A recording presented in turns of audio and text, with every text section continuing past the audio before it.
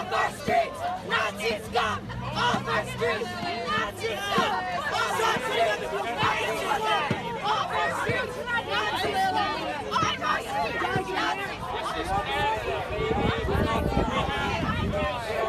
Don't fucking touch me! Don't fucking touch me! Nazis come!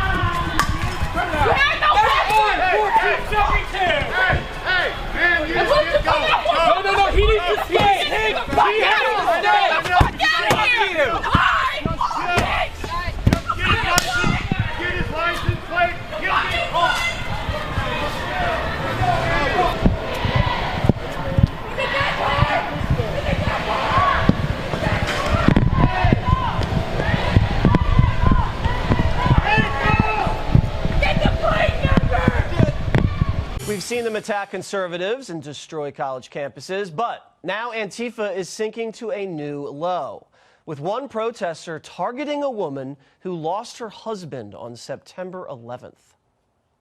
Why are you trying to block me? I'm trying to walk here. I obey traffic signals. You're a snarky little idiot. Shut the up. Try something. I'm not going to punch you. I'm not like your husband. I'm not going to punch you. I'm not worried.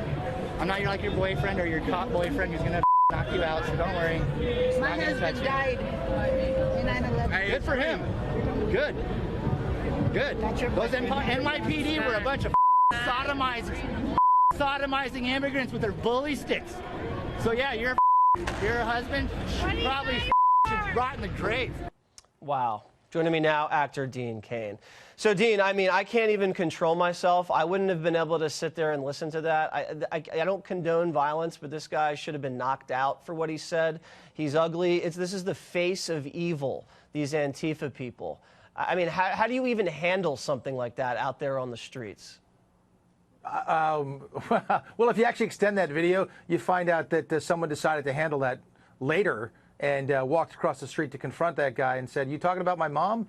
And that guy turned tail and ran. Oh, wow. Took off running. Typical. No big shocker there. No big shocker. But the things that he's saying, I mean, like picking on, 9/11, a 9/11 victim, the firefighters and the first responders and the police officers that we lost there. It's insane. It just goes to show you all he was trying to do was bully, harass, provoke, and push this woman into responding. And she seemed pretty calm. So something tells me maybe she was, I don't know, exercising her Second Amendment right. Who knows? Yeah, I mean, he went after pretty much everybody, like you say, police, firefighters, women, dead husband. It doesn't get any worse than that. But I think it's important to show the audience this type of behavior coming from the radical left, because people need to know what they're up against. And on the streets, you're up against this type of person, and it's scary. It's not just the streets, Jesse. It's happening on Twitter. It's happening in social media all the time. People are saying stuff like this. I mean, it reminds me of my little Tom Arnold dust-up the other day where he was calling me a racist and anti-LGBT and this stuff. And then I actually ran into him. And I said, "What are you talking about? You called me racist, things I'm absolutely not." And he completely was like, "Oh, no. I didn't mean you. I meant they're using you and this and that." And then after we have our little dust-up, he goes back on Twitter and starts yelling about how he should have knocked me out. And oh, what a coward. Wait, so he was on Twitter and like taking shots, and you got in his face and said, "Hey, bro, what the heck?" And he then chilled out, and then the minute you left, he's back on Twitter saying the same thing. What a weasel. Exactly. What a weasel. Yeah, well, that's what I called him. Actually, I called him a cowardly, slanderous weasel was, I think, my exact words. But you know what? It's the thing. But this comes from someplace. People think they're allowed to do this because Maxine Waters is saying, confront people, do this in the restaurants, chase your senators down in the hallways, in the elevators.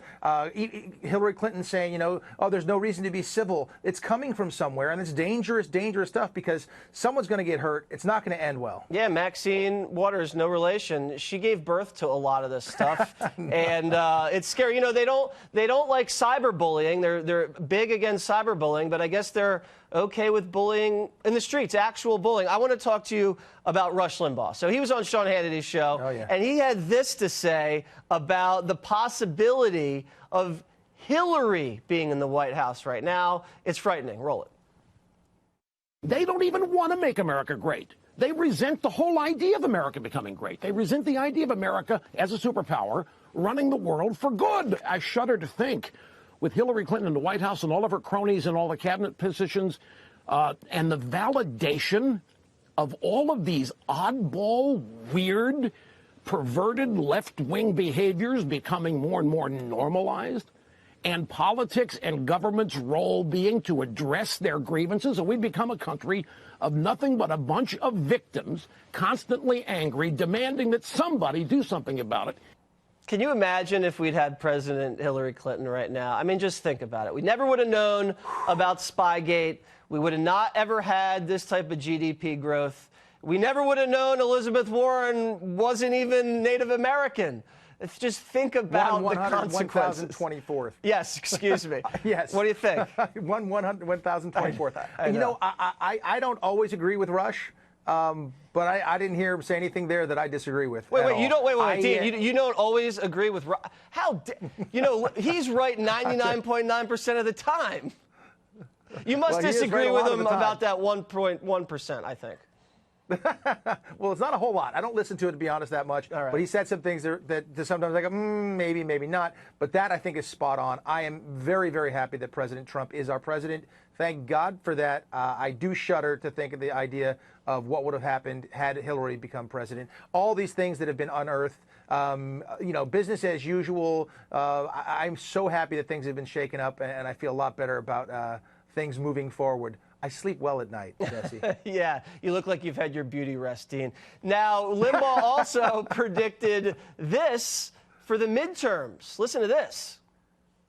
We hold the House and we increase the Senate. And because I think that's justice. I think that's just. I think the Democrat Party deserves to lose in the single biggest electoral landslide defeat in my lifetime because of the actions they've taken just in the last month.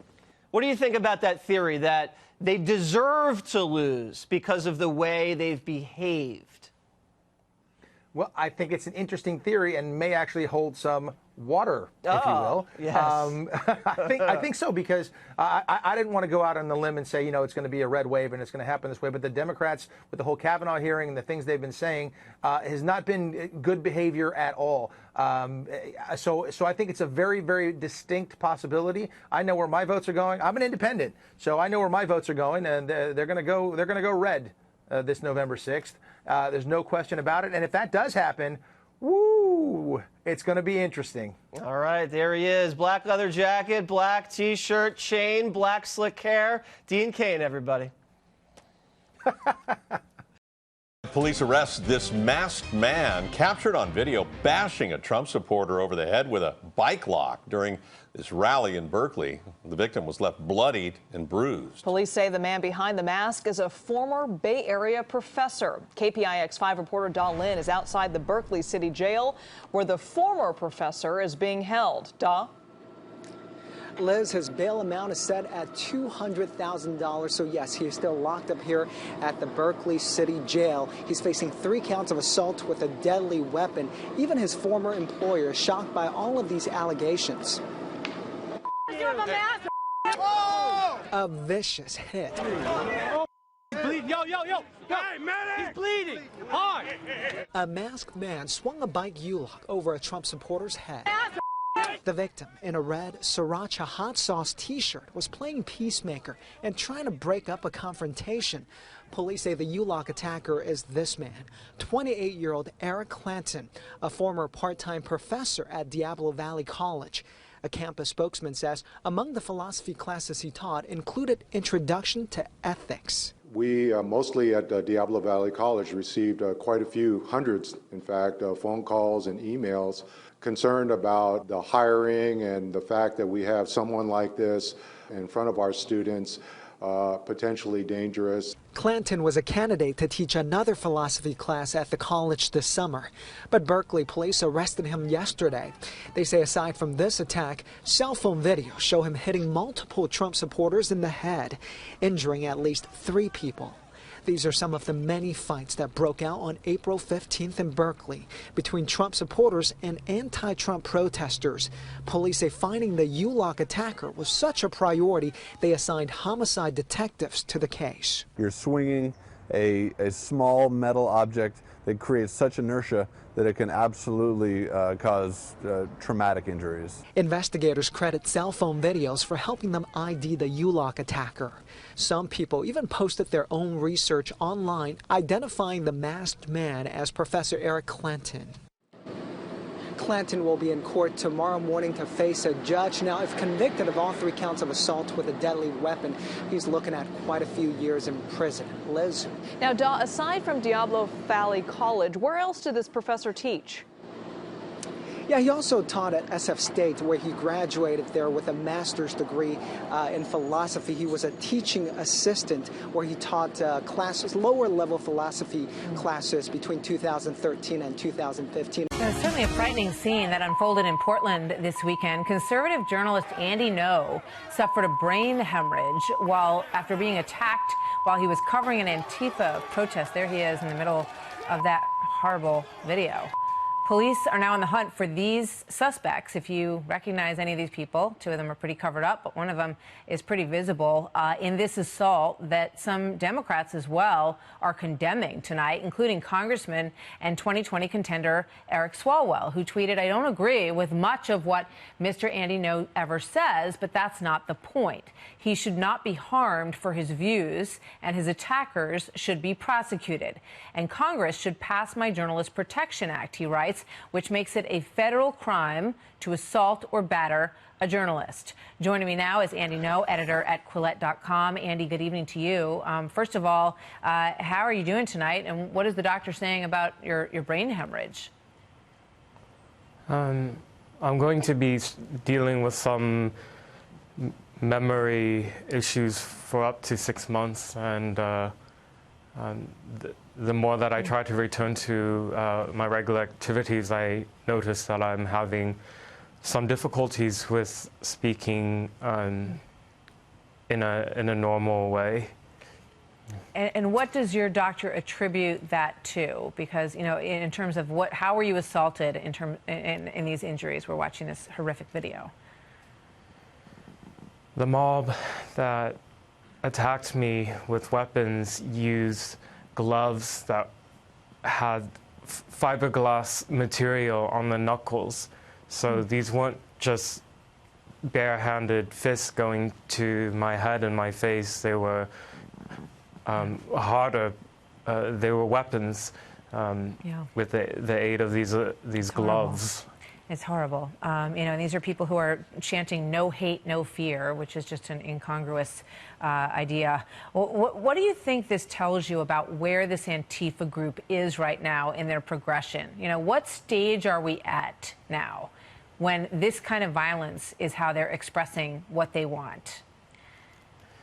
The Portland police say they don't intervene all the times that I plead for help when I'm getting menaced and assaulted within eyesight of the police, and they say they don't do it because they don't want to incite the crowd.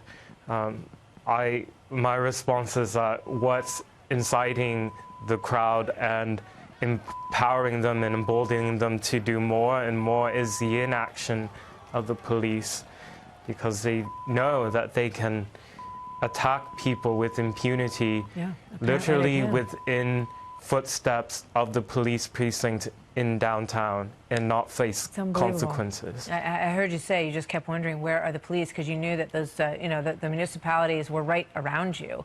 It's awful what happened to you. Just quickly before I let you go, Andy, and we hope that you continue to improve. Are you going to sue the city? Are you going to sue the police there for not protecting you? I'm taking this an hour at a time right now. My strongest desire is to see justice happen. I want to see those who attacked me and aided those who attacked me to be held responsible. Andy Ngo, thank you very much for being here. You should absolutely have the right to cover this story without being injured as you were, and we'll follow your story, and we thank you very much for being with us tonight. Thank you, sir.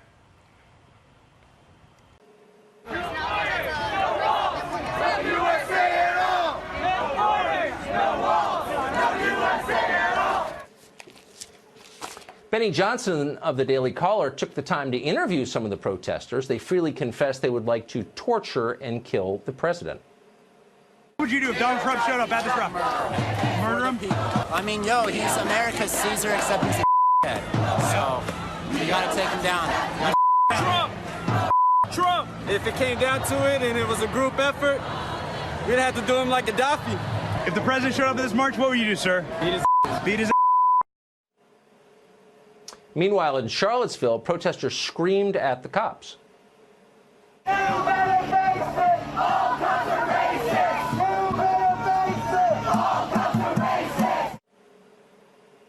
In D.C., they attacked police with bottles, fireworks, and eggs. Keep in mind, this is not the far right, it's the left. Cops on motorcycles were pushed as they tried to pass through the crowd. Back in Charlottesville, an NBC News reporter was assaulted by a screaming progressive. Watch this.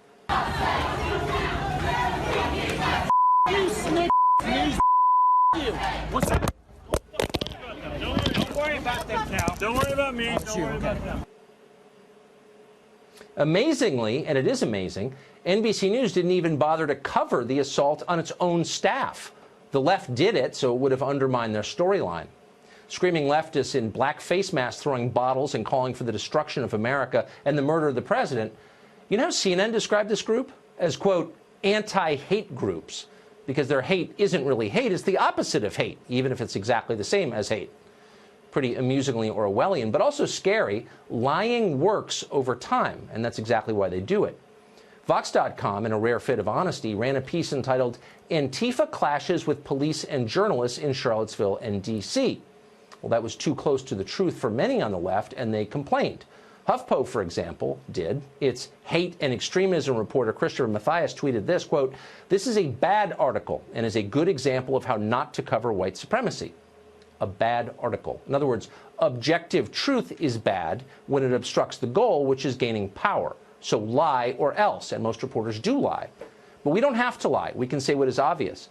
The very people decrying fascism are the ones practicing fascism, crushing those who disagree with them, silencing contrary opinions, which they do constantly, threatening violence as they did yesterday. They can call it anti-hate all they want, but the truth is they would hurt you if they could. Side at it, but it was upside down. Oi! Who the fuck are you? Hey, hey, hey, don't come near the camera. Look at the camera. Who the fuck are you, man? Sorry. That's... Oliver, just go that way, go that way. Seriously, who the fuck are you? Fine. Fuck off now, seriously. No, we're staying here because Yes, this you is are. public property. Oliver, run. Fuck off, you fascist cunt. We're not fascists. You're the fascists. You're denying people free speech. You're denying people free speech. Fuck off, fuck No, off. I'm staying here. Fuck off, you fascist. This guy is beating us up and he's trying to grab the cameraman. Can you please stop him? The man, yeah, the one right there. Guys, want to give the lady the half back? You're the real fascist, you know that? You're the fascist. You don't believe in free speech, you don't believe in our right to be on public property. You are the real fascists. You're covering your face because you're ashamed of what you're doing. I'm not leaving because of these people. Because of these fascists. You're the fascist. Yo, where's Chris? He got punched. Incredibly disingenuous for you to get upset about this when this For me to get upset when people were coming up and punching me and my cameraman. Precisely, you wanted to create some conflict. So I you could said have something nothing good to on anyone. camera. I said nothing to anyone. Guys, you know, a heated debate is not an unhealthy thing, okay? But let's not antagonise people at the moment. We're very early in the evening. Let's not antagonise anybody. I said okay? nothing to anyone. I'm doing nothing. I'm saying nothing. What I'm saying. Someone stole my private property, punched my cameraman, punched my friend, and now this woman is coming up and saying that it is our fault. Yes, you came here deliberately. It is our fault for getting. I go and check out some basic facts about your hero Obama. He's not and then my see hero. I'm how a heroic he communist, comes you across. You didn't plan any protests against him, did you? Zero protests against Obama. Jesus. Punched. It is our fault for having my private property. We have a right to be here. Did I say you don't have a right to be here? What did I? No, tell me. What I'm saying is that you came here. What did I do? What did I do to provoke you? people? With a shit had no taste just to start a scrap. That's what you did. I came here wearing a hat, so it's my fault that my friends got punched, that I got shoved. Unreal. It's a very emotive day today, obviously, for a lot of people. So let's. I'd say wearing balaclavas is a. Okay. Not be provocative. There are men here holding signs that say "kill all white men." There are people here holding signs that are extremely offensive, wearing balaclavas and punching people. Yet a hat is provocative? Unreal. Unreal. Fuck that! Fuck that!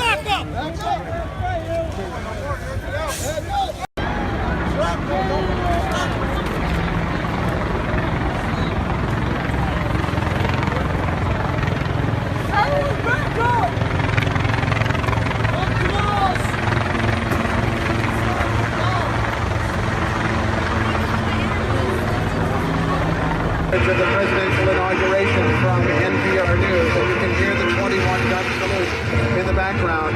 Another signal that for all of that resistance, for all of that opposition, Donald J. Trump is now president of the United States. President